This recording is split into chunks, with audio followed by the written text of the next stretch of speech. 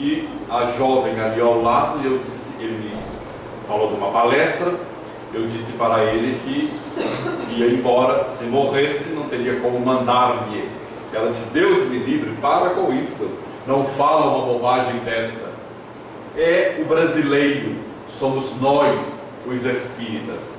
Se alguém vai falar da morte, pelo amor de Deus, muda de tema, pelo amor de Deus, não fala sobre a morte. Falar da morte atrai a morte, é um ledo engano. Falar da morte não chama a morte para si. Falar da morte é falarmos da vida. Quem está na vida física morre para entrar na vida verdadeira. Nós, os espíritas, cremos na imortalidade da alma. Estudamos, os expositores falam sobre a imortalidade da alma. As crianças fazem versos e mais versos sobre a alma depois da morte. E assim, todos nós, espíritas, estudamos a morte. Nas 5 obras básicas, o estudo é completo sobre a morte. Kardec, no livro Céu e Inferno, trata das comunicações. De quem? Daqueles que viveram conosco na Terra. Então a morte, ela é muito natural. Pelo amor de Deus, muda o assunto. Todo mundo tem medo. Se nós estivermos em uma rodinha de pessoas, ou num jantar, ou numa churrascada no final de semana, se alguém ventilar a morte, sai para lá agorento. Tem tanta coisa boa. Fala do Palmeiras, do Corinthians, fala de alguém, fala da Candinha, mas fala de alguma coisa. Não fala da morte. Isto é uma coisa desagradável. Falar da morte é uma sabedoria, porque aquele que tem olhos de ver, veja, e quem tem ouvidos de ouvir, ouça. É muito importante conhecermos na íntegra a nossa vida. E se não conhecermos na íntegra, é porque nós estamos estudando a morte. A morte é um assunto muito natural, que pouco se ventila, até nas hostes, ou nas rodas, ou na casa espírita. Uma noite como esta, festejando os 46 anos da nossa casa, falar da morte é desagradável. Mas, no entanto, é a sabedoria do Criador. Olhem para o Divaldo, 54 janeiros. Agora imaginemos, ainda estão cheios de perfume, tomou um banho, mas imagina com 214 anos, fedendo em vida, porque esta matéria não suporta um tempo prolongado. O corpo não aguenta. As leis da física, as que vivemos no mundo, mostram que o corpo entra em putrefação, ele não aguenta, naturalmente que depois da morte orgânica. Mas se começar a parar a circulação, o corpo não aguenta mais, ele vai deteriorando. Não adianta usar Lancôme, Holstein, não adianta Avon, não adianta Ana Pegova, não adianta nada. A pele fica encarquilhada, o rosto murcho igual maracujá de feira. Não adianta. Você pode esticar, o nariz vai aqui, a boca vem aqui, mas você fica velho. Nós ficamos velhos. Então, a sabedoria da vida, o homem de ciência avança a passos largos para dar mais tempo de vida ao homem na Terra. Hoje estima-se daqui 10 ou 15 anos, 20 anos, vamos chegar até 90 anos. Vai ser uma média de vida. Mas 90 anos como sabedoria, com sabedoria. Não é 90 anos, 20 de Alzheimer. Não é isto. 15 de paralisia na cama, por causa de um derrame, por causa do fumo que mata o indivíduo quando compra o tabaco em qualquer lugar. Não, mas é vitalidade, é vida, é sabedoria. Então, nós estamos na vida para valorizar a vida. No entanto, no Evangelho segundo o Espiritismo, Allan Kardec coloca, sob a orientação dos espíritos do Comando da Verdade, cuidar do corpo e da alma, do espírito. É necessário cuidar do corpo para que alonguemos a vida. Não adianta ficar sem comer carne, porque você morre logo mais adiante. o Altivo Panfilo, que teve várias vezes nesta casa do Rio de Janeiro, nosso amigo, vegetariano. Nem ovo comia, nem peixe comia, nem queijo feito do leite da vaca, não comia nada. Morreu agora, aos 60 e tantos anos, com um câncer no pulmão violento. Nunca fumou, nunca bebeu, mas é o karma, a lei de ação e reação que cada um de nós temos. Então é necessário estudar o Espiritismo. Adolf Hitler era vegetariano, só comia folhinhas, no entanto matava com a coisa mais encantadora da vida, a sangue frio. Decretava com a pena que matassem milhões de alemães. No entanto era vegetariano.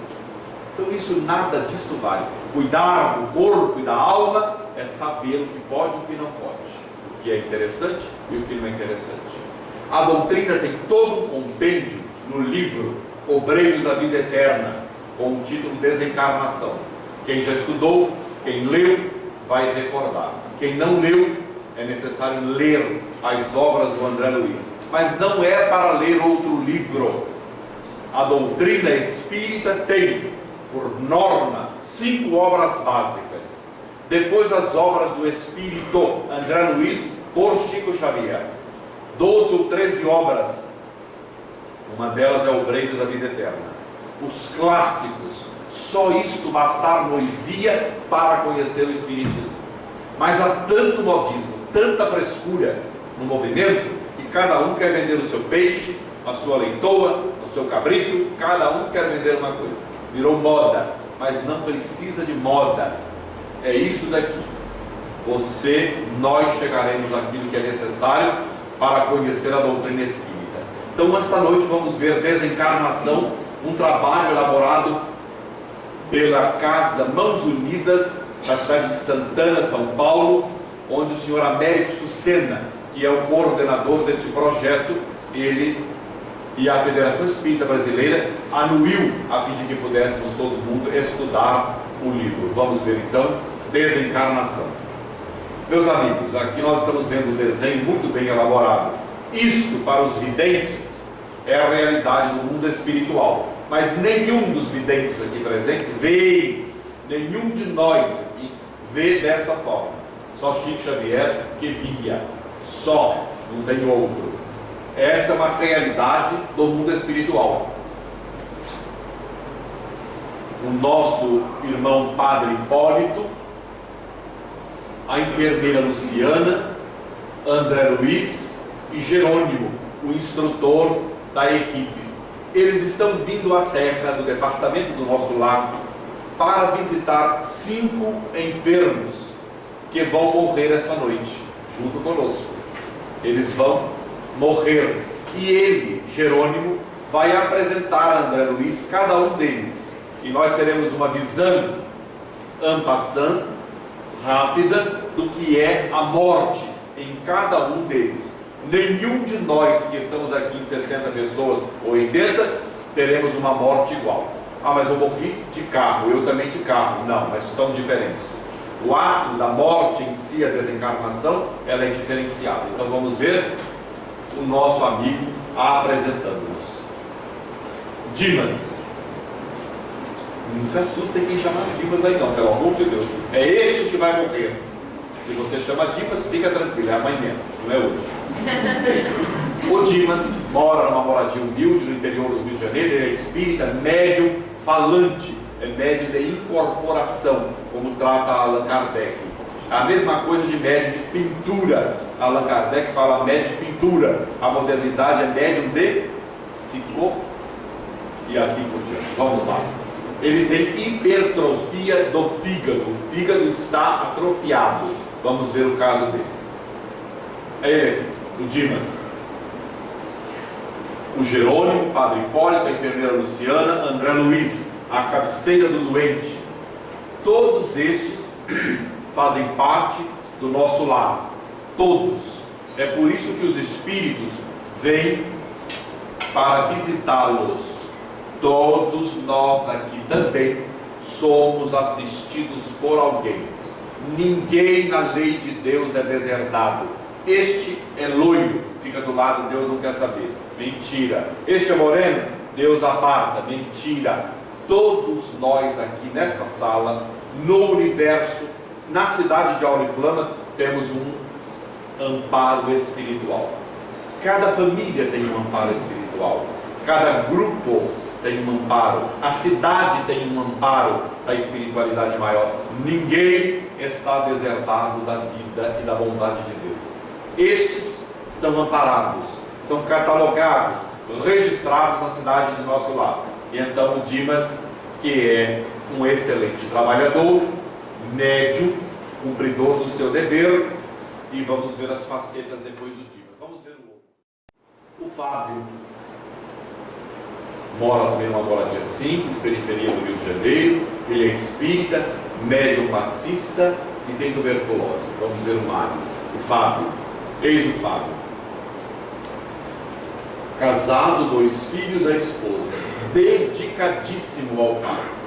Dedicadíssimo. E há criaturas na movimento espírita, na casa espírita, que dizem: o que você faz? Ah, sou só médium.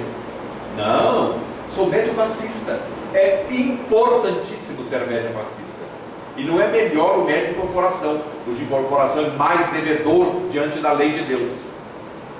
Cada um tem a sua função. O médium passista é excelente. O doutrinador, o esclarecedor, o médium de doação de fluidos, o médium que fluidifica a água, o médium que faz qualquer trabalho no bem, tem o seu valor extraordinário. Quem se menoscaba é porque não crê no seu valor interior. Vamos ver o próximo. A dona Albina mora numa moradia muito luxuosa no Rio de Janeiro, num bairro nobre, e trabalha com crianças. Ela é presbiteriana, ela é crente, e tem problema de cardiopatia, tem algumas veias no coração que estão fragilizadas, e vai também empacotar esta noite. Ai, a dona Albina, lendo a Bíblia e ensinando às filhas o versículo sobre a morte, falando-lhes com ternura, e ela tem um grande trabalho junto às crianças da igreja que ela frequenta. Olha o guia do lado dela. Ela também, presbiteriana, tem o espírito que lhe assiste, que dedica a maior atenção para com ela. Então vamos ver agora o próximo. Então, o nosso Cavalcante. Cavalcante está enfermo, por isso que ele não tem moradia definida. Ele está no hospital no Rio de Janeiro. Ele é católico e serviço ao próximo dentro da igreja católica, e tem problemas digestivos. Vamos ver o Cavalcante. Eis o Cavalcante. É este cavalheiro que está aqui do lado. Este é um outro espírita, cuja mente está vinculada à maldade, ao desrespeito, ao desequilíbrio. Olhem as visitas que ele recebe. Onde está o teu coração? Diz Jesus, aí está o teu tesouro. Onde você pensa, olha lá o que estás a pensar. Quem vai para uma cozinha fazer um almoço, não adianta dizer: desgraçado esse quibe, eu não aguento essa carne, olha como é que mandou o açougueiro. A comida fica impregnada de fluidos completamente deletérios. A pessoa come, tem dor de estômago, tem espasmos, tem uma série de coisas.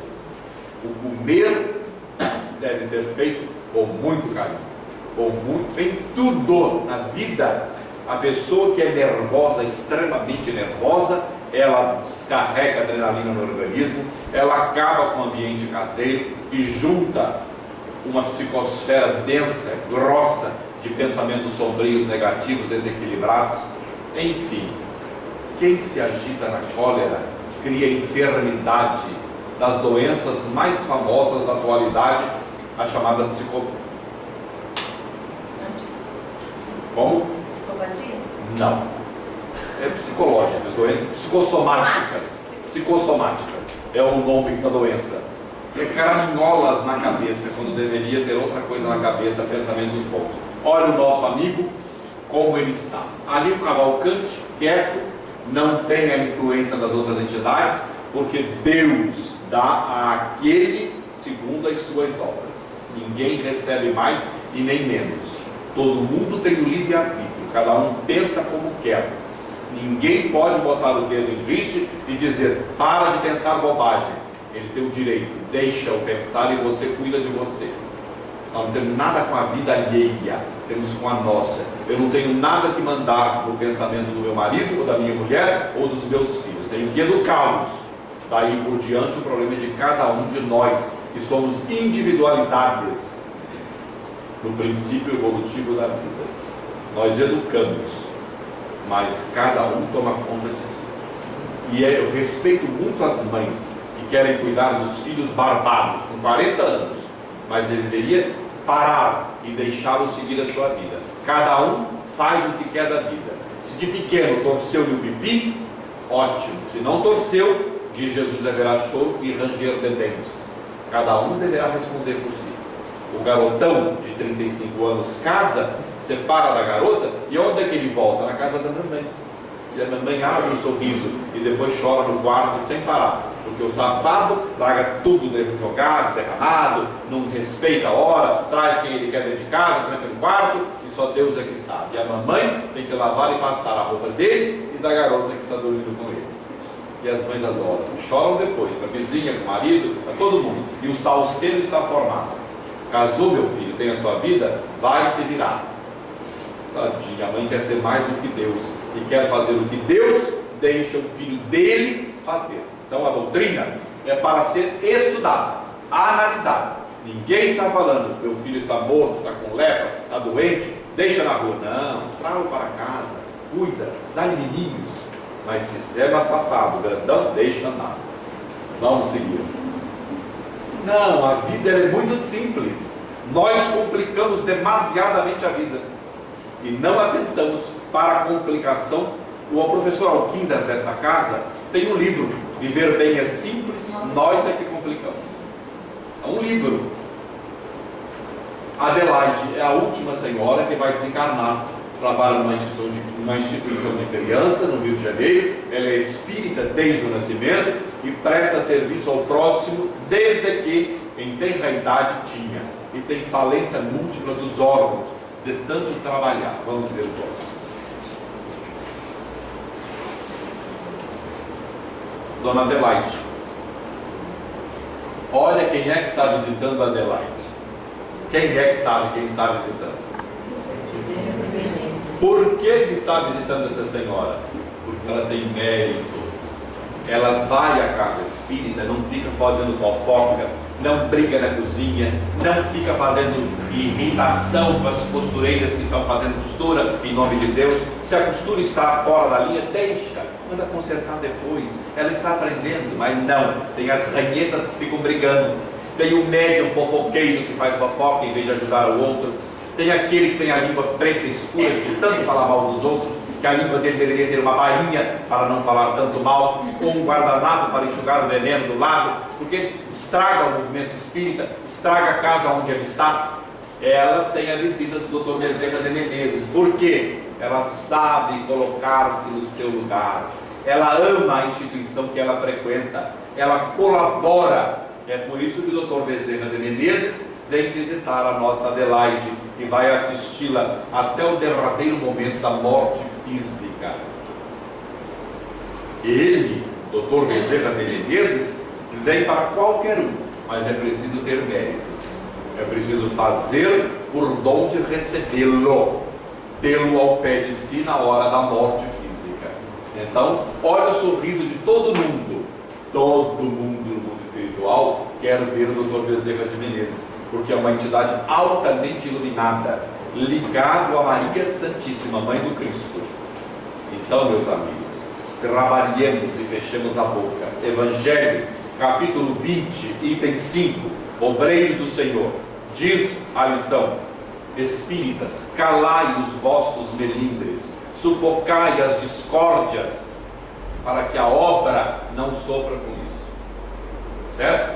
Vamos andando. Os espíritos do comando do nosso irmão Jerônimo retiraram-nos do corpo, todos eles, os 5. Estão vendo esse fio prateado na cabeça deles?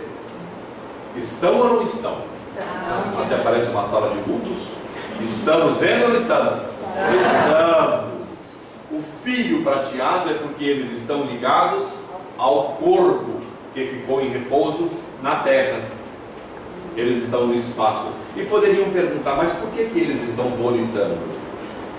Se os corpos perispirituais são pesadíssimos, porque o Jerônimo tem um poder magnético muito grande, é uma entidade iluminada. Pela vontade dele, aliado ao poder magnético, ele envolve o grupo inteiro e faz-los volitar. Quem é superior? Os espíritos que estão nas zonas umbralinas, nas trevas, eles volitam, fazem voos rasantes. Sai daqui e cai lá na porta do cavaleiro, do advogado lá. Pá, cai lá na porta. Não tem voo de altitude, porque não tem moral, capacidade para fazê-lo. Então tem voos rasantes e caem logo no meio do salão, porque não tem moralidade. Então eles estão aqui viajando e agora estão adentrando o nosso lar, que nós vamos ver. Sentados num recinto maravilhoso, com música. Quem não leu o livro tem que ler. É encantador. Até a pessoa tem vontade de ir embora. Para o Corante, lógico, Natal, Inhandeara, não para lá. Todos sentados recebendo a instrução do Jerônimo e passes para os corpos perispirituais. E tem espíritas, que eu não sei como é que eles inventam tanta moda, que diz que médium passista não precisa tomar passe. Todo mundo deve tomar passe. Dizia Chico Xavier, toma passe quem está doente para ficar melhor, e toma passe quem está bom para não adoecer, porque nós captamos fluidos do ambiente onde vamos, das pessoas que estão agressivas, das dificuldades do lar, e todos nós temos problemas.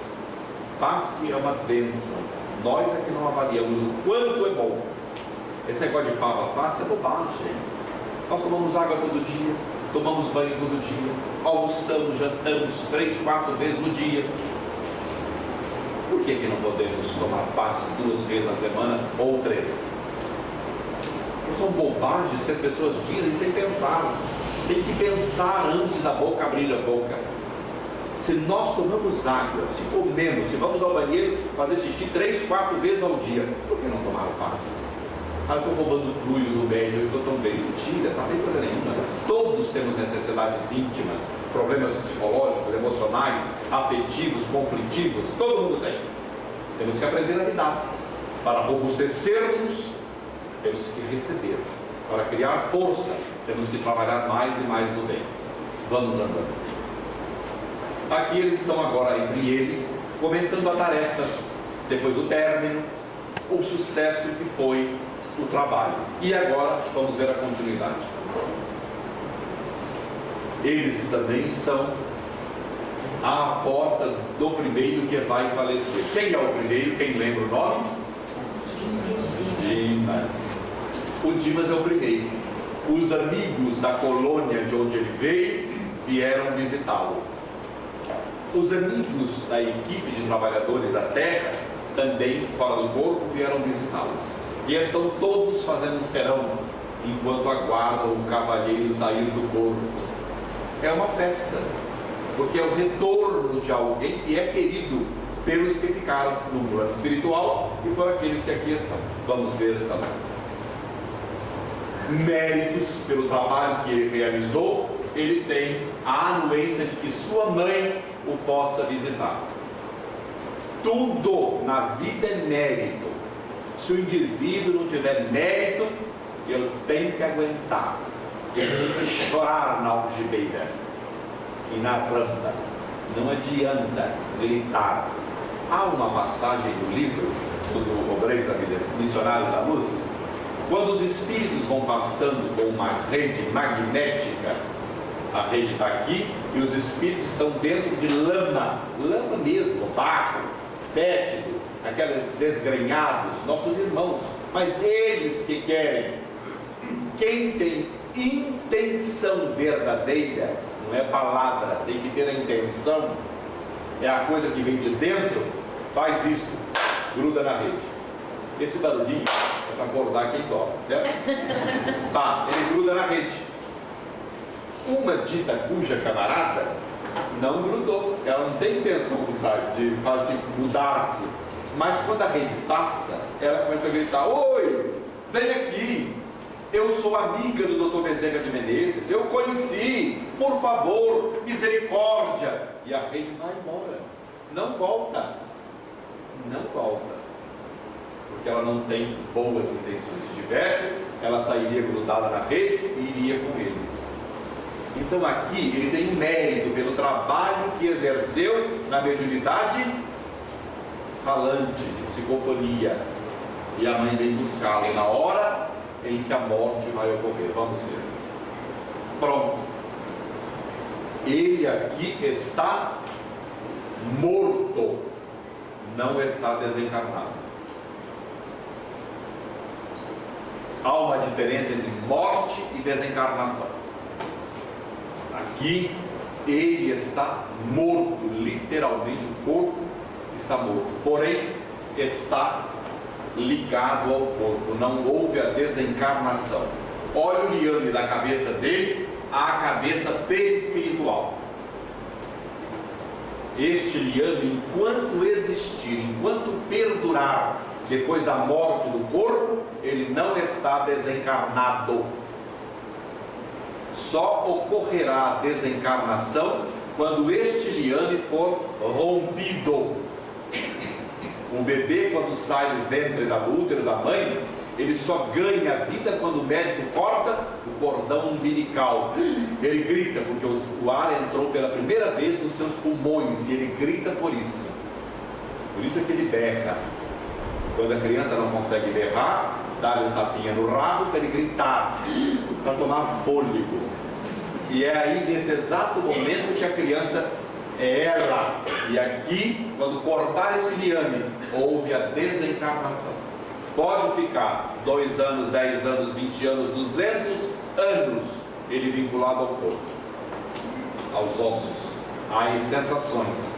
Ele pode ficar, como ele pode ser liberado instantaneamente, dependendo da sua evolução. Quando será cortado? Depende das instruções dos espíritos que lhe assistem. Não depende de ninguém mais. Quanto maior for o entendimento, melhor for a evolução moral do indivíduo, melhor ele estará do outro lado da vida. Por enquanto ele está morto, não desencarnado. Vamos ver. Olha ele dormindo outra vez no colo da mãe. Por que ele está dormindo? Porque ele está vinculado a um corpo morto e a sensação é de sono. Vem aquele doutor, quem já morreu aqui? Ninguém. Mas vão ter a sensação. Quem toma um psicotrópico para dormir, paga, baba, olha até a fronha. É idêntico, mas fica ligado, porque ele está sonolento, porque está ligado ao corpo. Estão vendo o fio? Ele está ligado ao corpo. Todo mundo visitando, o André Luiz dando apoio à mãe e ele no colo de mamãe. Olha a ternura da lei de Deus. Um homem desse no colo da mãe. As mães são essencialmente maravilhosas. Às vezes querem ser mais do que o Criador, mas apanham da vida, da lei de Deus. Mas olha o extremado amor que ela dedica ao filho. Vamos ver o próximo. Este senhor cavalheiro, eu adorei quando eu vi a lição pela primeira vez. Porque dizem que as mulheres é que têm a língua solta, não é? É o ditado popular, na minha terra é isso. No estado em que eu vivo, na cidade em que eu vivo. Mas não, esse é um homem que tem a língua solta. Fala mal de todo mundo e faz fuxico. Ele estava no velório e com um grupo de 3 amigos. E ele começa a contar: olha, o defunto eu conheci. Ele tem uma particularidade que eu não sei se conto para vocês. E a mulher disse: conta logo, pelo amor de Deus, eu já estou com comichão na garganta. Mas aqui fica achando: não, comichão, nada, ele está morto. Conta. E ele, o cavaleiro de azul, começa a contar. E vai mencionando o nome daqueles que já estão mortos. Olha o que acontece. Ele traz-los de volta outra vez. Pensa num morto para você ver o que acontece. Ele vem ao pé de você. você chama-o pelo pensamento, você o atrai. Por isso é que Jesus vem no Evangelho segundo o Espiritismo e explica: deixai os mortos o cuidado de enterrar os seus mortos. Vivei a vossa vida. Morreu a minha mãe? Ótimo, vamos orar por ela e pedir a Deus que cuide dela. Eu não posso ficar: mamãe, vem aqui pelo amor de Deus, eu não vivo sem você. Deixa a velhota quieta. Onde ela está? A lei é sábia. Ele foi fazer comentários dos desgraçados que eles respeitaram o outro e foi falando nomes impropérios. Trouxe-os de volta e diz a narrativa que ele, no exato momento em que está mencionando, tem um arrepio. Nossa, que coisa horrível, que sensação desagradável passou por mim. O fluido do comunicante que juntou a ele no exato momento. Isso é conosco, todos nós. Às vezes nós falamos o seguinte: ai, eu estou mal hoje, não sei onde que eu fui, peguei uma coisa. Ninguém pega uma coisa, é um irmão nosso. É porque nós, às vezes, ficamos pensando onde não devia pensar. Se vem lá o ratinho dar uma notícia que mataram alguém, aí fica doido, o jeito que matou a pessoa. Como é que degolou? E a pessoa vincula você. Se você tiver magnetismo, mediunidade de incorporação, porque a mediunidade de incorporação quem a tem, o perispírito expande, dilata, absorve o fluido e ele fica ali no seu perispírito. É preciso ter treino, capacidade moral, trabalho no bem, para pedir: Senhor, o irmão que aproximou-se de mim, que ele possa ser acompanhado pelos guias espirituais, ajudem-no, eu não me posso ajudar. Ora, e aí eles levam-no para as escolas, para onde for preciso, ou trazem-no para o centro espírita para a comunicação na reunião. Eu não sei quando é que é. Bom, aqui está. Isso é conosco. Não é com ele, não, é conosco. Por isso que André Luiz, no Sinal Verde, diz que uma visita a um velório deveria ser 15 minutos. A gente chega, cumprimenta, ora pelo defunto e pica a mula. Mas não. Tem pão com mortandela, tem melancia, tem uma menina de madrugada, e a gente vai numa prosa aqui, numa anedota sobre loira, sobre preto, sobre branco, sobre português, mais uma outra, quando vê 3 da manhã, uma canja, e aí vai à noite. Mas não, se é para acompanhar a família, nós temos que estar ali, conversando, dialogando coisas positivas. É duro passar uma noite inteira sem falar mal dos outros. O que você vai fazer? Para ajudar quem? O morto, que é importantíssimo. Para nós os espíritas, os outros, nós temos que respeitar. Há um livro chamado Viajores da Luz, psicografia de Chico Xavier, de 4 espíritos que faleceram em Votuporanga, 4 indivíduos, e eles contam como foi o velório. É maravilhoso. O que eles ouviram dos outros, que eram amigos, entre aspas.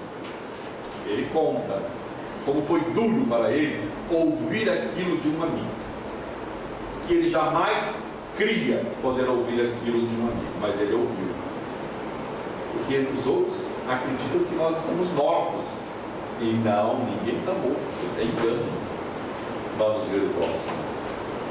Aqui, meus amigos, o espírito Jerônimo, no exato momento em que ele corta o liame, ou desamarra, ou desata, ou desmancha, não se sabe como é que é, mas aquele fio que o prende desfaz, e aí ele acorda, porque ele está liberado.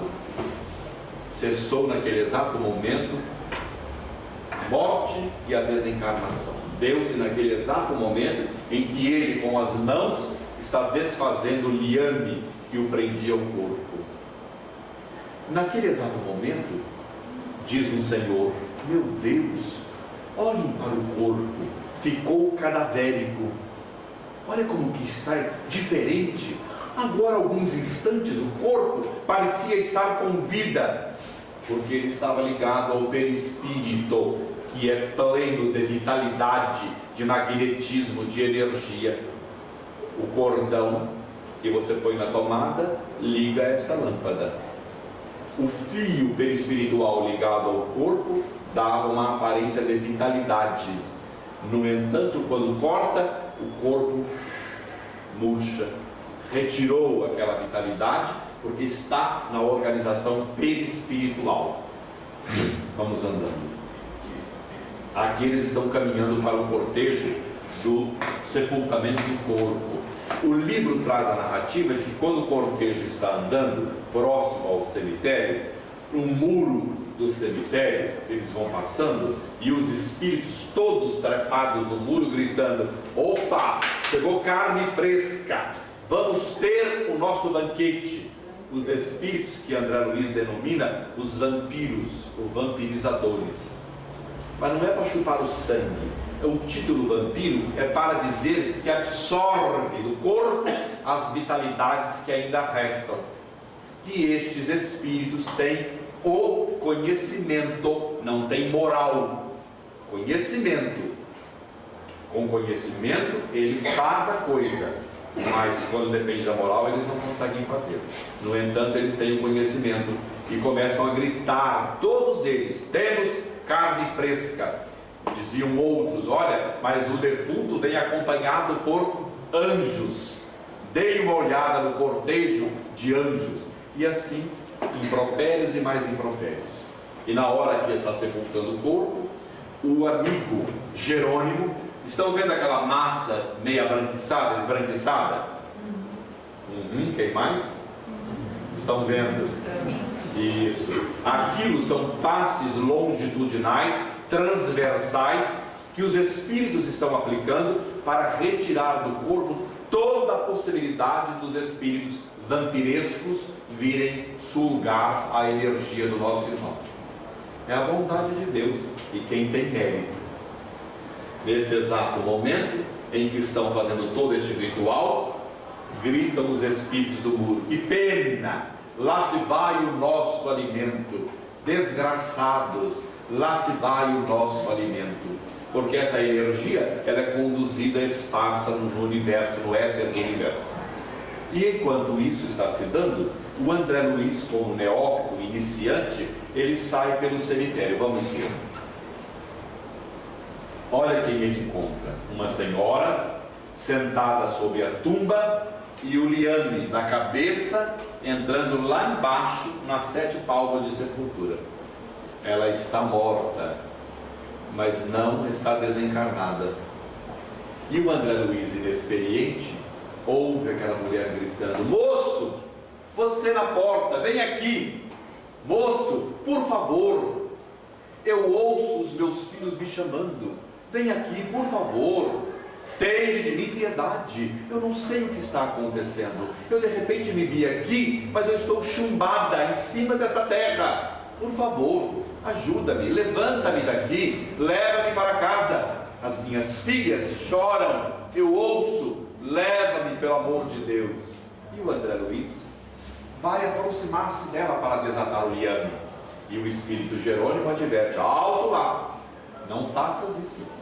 A nossa irmã desencarnou em uma situação desequilibrada. Ela está completamente desarmonizada. Se ela voltar para o lar no estado em que ela está no livro, ela pode causar a morte das 2 filhas. Vamos ver como a situação é delicada. Deixai os mortos o cuidado de enterrar os seus mortos. Ela vai ter possibilidades, no dia que tiver condições de voltar em casa, ser o anjo bom da família, cuidar das filhas como guia protetor familiar. Mas agora ela não tem condições. Mamãe morreu, o papai morreu a minha sogra, deixa ela quietinha. Não fica chamando, porque sogra de volta é terrível. Mas deixa, ora por ela, que ela fique onde está. Se é a mãe, oremos a Jesus que abençoa a minha mãe, a fim de que ela, por eu amá-la, esteja bem, esteja amparada, protegida, fortalecida, mas não junto de mim, porque ela não está em condições e nem eu estou emocionalmente. E aí a advertência: deixa ela quietinha. A lei levá-la outra vez quando assim for oportuno. Ela, por enquanto, precisa expurgar, sentir, arrepender, criar condições até ser levada a tratamento depois junto das filhas. A lei é sábia. Ninguém fica desamparado. Deus não está proibindo-a, mas é preciso entender. Eu fui a Valentim Gentil, uma cidade próxima da minha cidade, e lá encontrei uma senhora na cadeira de rodas há 3 dias. Ela disse que acordou e as pernas não moviam. Não moviam as pernas. Levaram a Votuporanga no centro médico e o médico também não sabia. Neurologista, todos os exames. Não tínhamos toda a aparelhagem que tem hoje, mas aquele que foi possível, nada detectou-se. E de súbito, ela poderia estar sofrendo uma anamnésia, um problema do cérebro, não sei lá mais o que, e pouco pacífico. Ela ficou 3, 4 dias, uma semana, 15 dias. Andava chamar, fomos visitar, levamos 3, eu vi o quadro, mais ou menos, não todo o quadro, nem tinha noção do que era realmente. Levamos 3 médicos, 2 médicos de incorporação, e lá fizemos uma reunião na residência da senhora. Comunicou-se o marido, que ela nem havia mencionado, que era paralítico há mais de 50 anos, numa cadeira de rodas. E ele ficou dentro de casa e, por amor de briga, de ódios, entre tapas e beijos, você que me ama, e ó, grudou na velhota. E ela ficou paralítica. Uma semana depois dos passos, dos tratamentos, ela voltou a andar normal e anda até hoje. Ele saiu e foi-se embora. Ela tem mediunidade de incorporação desde mocinha, mas nunca quis tratar. Quis sempre viver a vida. Olha o final. Se não é, e não busca o centro, se não tem uma orientação, ela ficaria por toda a vida na cadeira de rodas, acoplada ao seu marido. No livro de Dona Ivone do Amaral Pereira, Devassando o Invisível, tem lá um senhor do Rio de Janeiro, dentro de um terreno baldio, ele plantava e colhia alface, cenoura e outras verduras, e vendia para o povo que lá ia comprar para ajudá-lo. Desencarnou de madrugada, no dia seguinte estava vendendo alface para um monte de espíritos que iam lá comprar dele. E continuou assim. A Dona Ivone disse: vai por muito tempo, vão vender alface.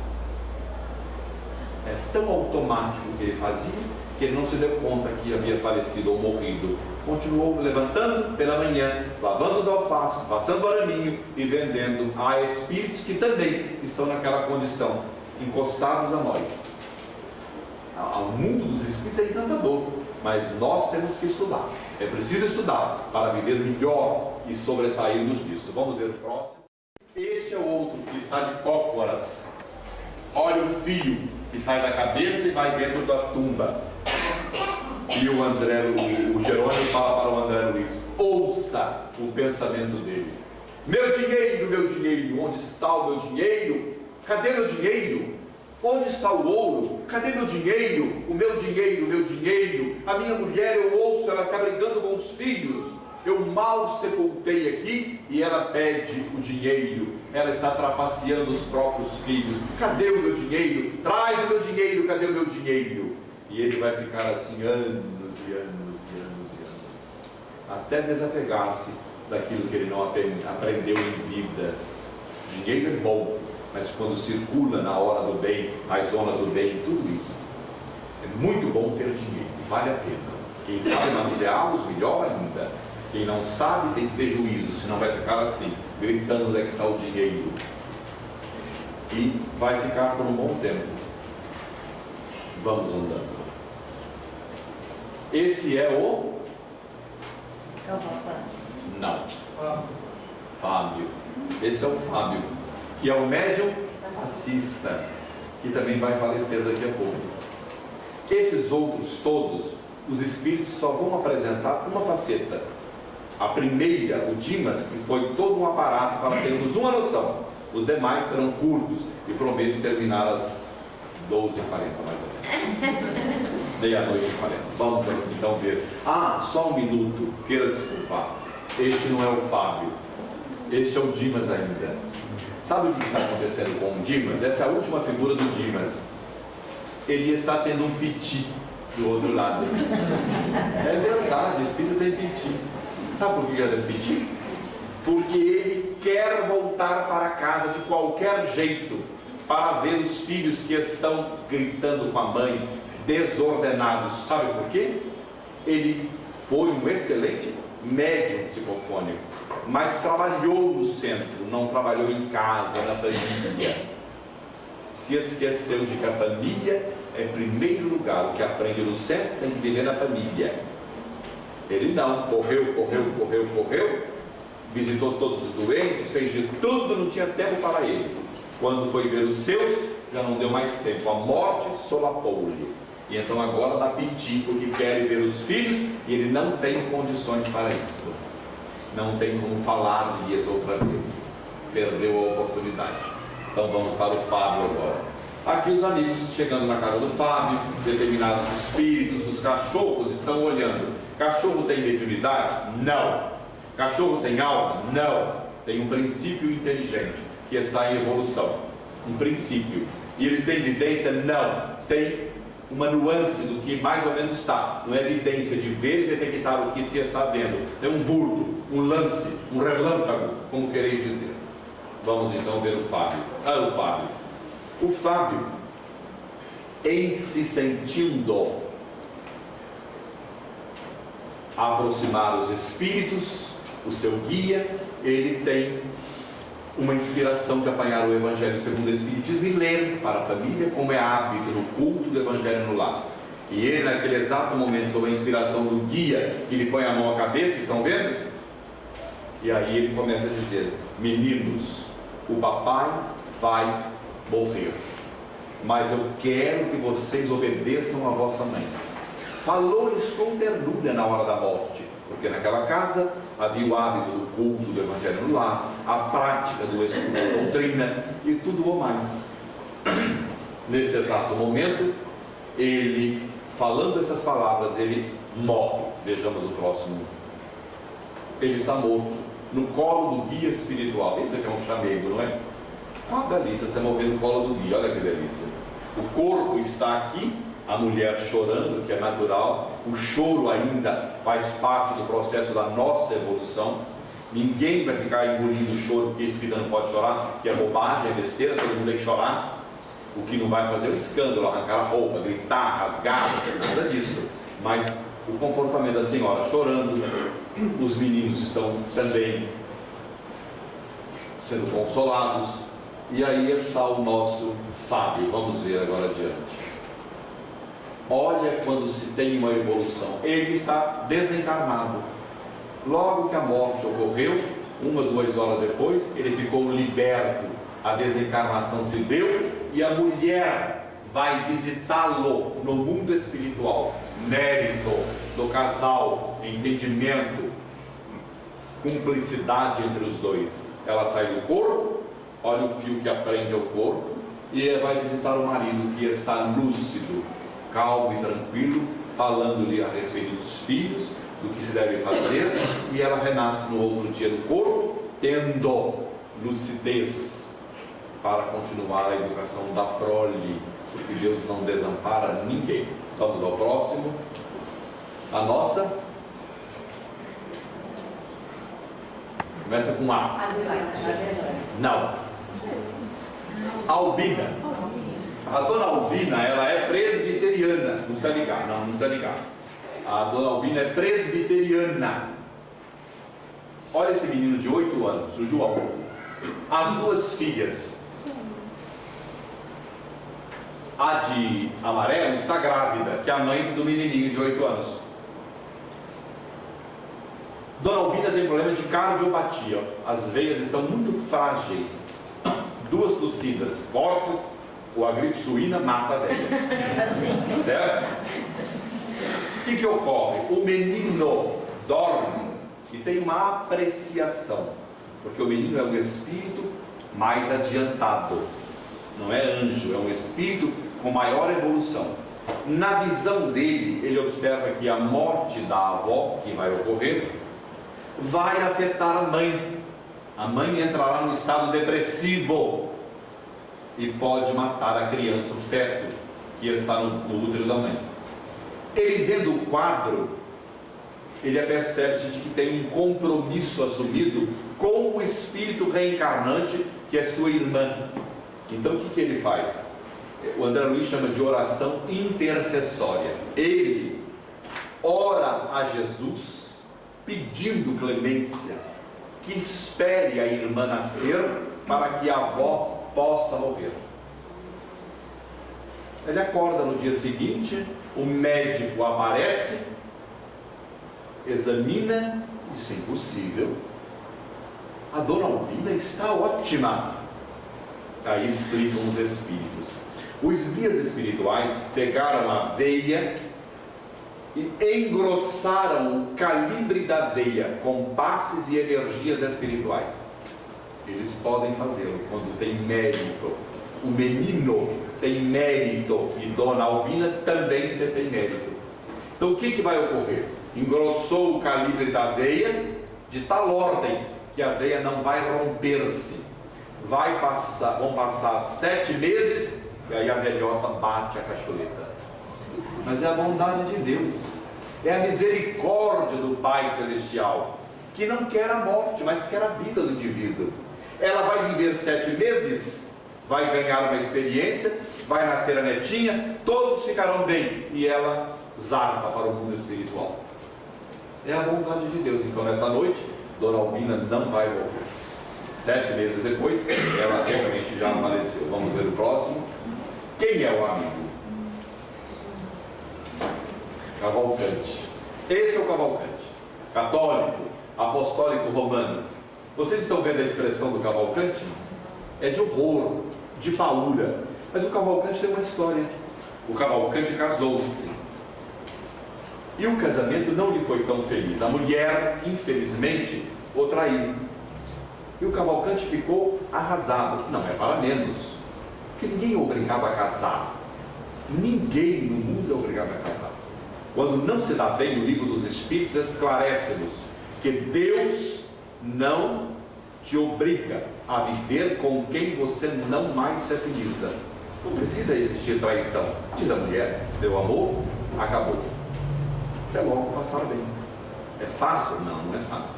Implica numa série de coisas, mas não precisa trair. Porque ninguém é obrigado a casar-se com ninguém, mas também ninguém pode enganar o outro. Sentimentos é um dos valores mais nobres da vida. Com sentimento não se brinca, porque senão você arde no inferno que você nunca viu na vida e queima, porque o pensamento complicado, devedor, fala o queimar em vida e dói mais do que o fogo ou do que a brasa. É terrível. O Cavalcante odiou a mulher, guardou aquilo, revoltou-se, foi para a igreja e lá passou os seus últimos dias, trabalhando incansavelmente.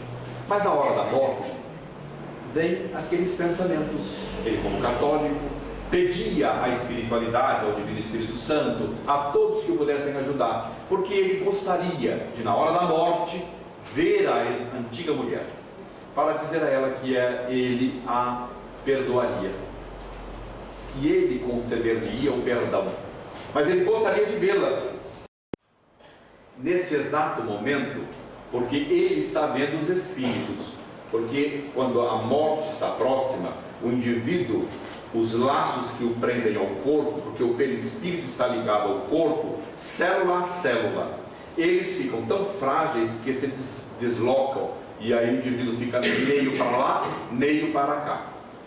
E nesse exato momento ele fala: anjos, ele não sabe que são espíritos, a igreja dele é católica, ele conhece como anjos, e ele diz: anjos, anjos bons, permitam que minha mulher venha visitar-me. E essa caranfonha que ele está fazendo é porque a mulher dele está lhe aparecendo. Que é natural, ela está nas zonas umbralinas, não usou um Lancôme, não usou um creme, não usou nada, tadinha. Ela está desgrenhada, no cabelo sem pentear, não foi ao cabeleireiro, nada. Vamos vê-la. Olha o estado que está a broar. Tadinha, ela está toda desgrenhada, a alma atormentada, e ele toma de um horror, porque ele a conheceu linda, maravilhosa. E ela grita, ele, moribundo, o Cavalcante, o médico e uma enfermeira, sozinhos no quarto. De repente o Cavalcante começa: meu amor, não vai embora, vem aqui, pelo amor de Deus, eu te perdoo, querida. O médico e a enfermeira, um olha para o outro, não entende, ele continua gritando, mas não tem ninguém no quarto. O médico diz: ele entrou na loucura, e aplicam uma morfina nele. Vamos ver. No exato momento em que estão aplicando uma morfina, ele morre e o perispírito em cima do corpo. Esse ato de dar-lhe a morfina, antes levar-se-ia aproximadamente 2 horas para separar o perispírito do corpo. Com o ato da morfina que chumba o indivíduo, prende, ele vai levar aproximadamente 8 horas para ocorrer a desencarnação dele. Vão sepultá-lo e ele vai sentir o ato, até desvincular-se daquilo. Então essa medicação e outras medicações, elas causam isso. Tem um grupo de médicos que acha que o enfermo no estado da morte, próximo à morte, não deveria tomar tanto barbitúrico ou morfina ou outras medicações que o deixassem sedado, porque causar-lhe-ia no futuro, após morte, uma séria complicação. Há outros que dizem que a medicina inventou uma medicação para tirar a dor. Então cada um de nós é que sabe no momento nosso se toma ou se não toma, entendeu? Eu já sou da hipótese que na hora da dor me dá o remédio, que eu tiro a dor, entendeu? Se depois da morte vamos suportar isso, que seja em nome de Deus. Trabalhemos mais para suportar menos o problema, mas aí é individual. Vamos ver então. Aqui é a nossa irmã, a última, Adelaide.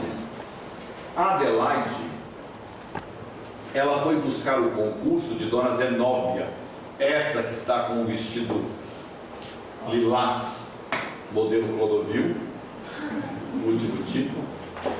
Ela está na direção da cidade, da colônia Casa Transitória. Ela está. Ela que dirige a colônia inteira.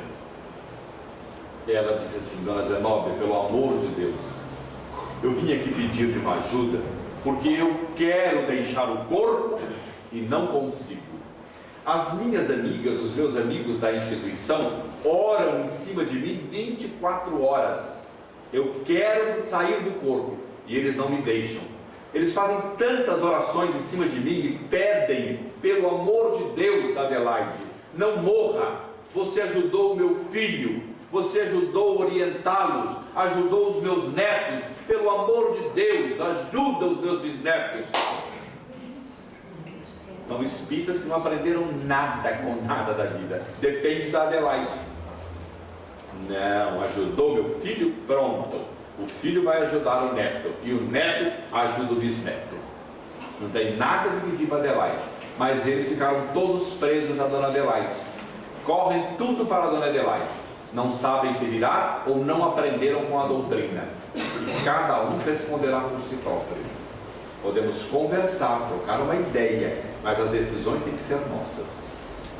E ela pede. A Dona Zenóbia toma uma atitude. Vamos ver o que a Dona Zenóbia toma. Dona Zenóbia vem à terra, na instituição em que ela está, reúne todo mundo da instituição fora do corpo. Todo mundo foi dormir e ela foi lá e pegou todo mundo com a equipe de espíritos. E o que ela fez?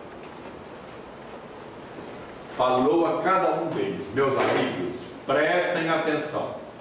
A Dona Adelaide já cumpriu o seu mandato na terra. Ela já está com os dias avançados de retorno para a vida espiritual.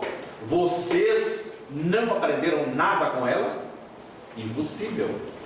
Será que em 70 anos de trabalho ela nada lhes ensinou?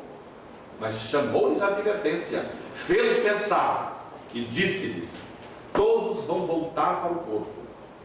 Na manhã seguinte que acordarem, deixem-na. Ninguém vai lá fazer pedidos a Dona Adelaide. Cuidem das vossas famílias e deixem a Adelaide libertada. Vamos ver.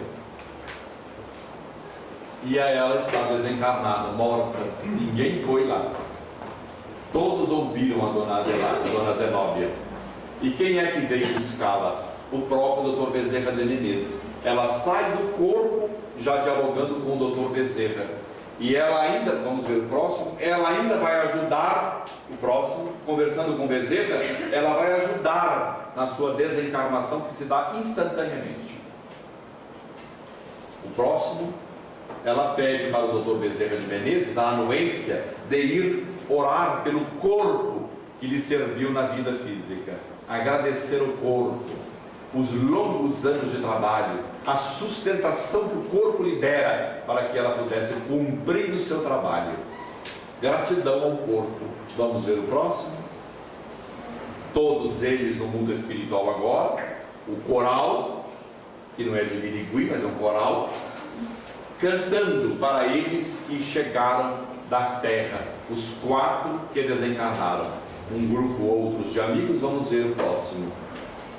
Eles todos cantam, e estas pétalas iluminadas de fluidos ectoplasma caem sobre todos eles, balsamizando-lhes a cada um, como fazem os espíritos em todas as reuniões, quando nós prestamos atenção, quando não desligamos da palestra, quando não dormimos na palestra, aproveitamos, antenados da palestra, seja qual for, nós recebemos este auxílio. Desvinculam de nós os espíritos que nos acompanharam até aqui, tratam das nossas enfermidades quando nós mentalmente lhes dissemos: tenho um problema e preciso de ajuda, ajuda-me em nome de Deus, eu não aguento mais essa gastrite que me dá golfadas e me queima a boca, ajuda-me por favor, a água está ali, coloquem um remédio. Mas cada um tem que dizer, ninguém recebe se não pedir.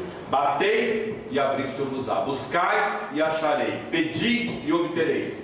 Verbos de ação. Se ninguém fizer a ação, não vira nada. Próximo. Eles dizendo adeus, até logo, tarefa cumprida, e aí vão indo embora. E a doutrina, meus amigos, é esta portentosa oportunidade de nós dialogarmos, de nós conversarmos, de o casal ter entendimento em torno da situação da vida, para que a morte não nos pegue de lobino.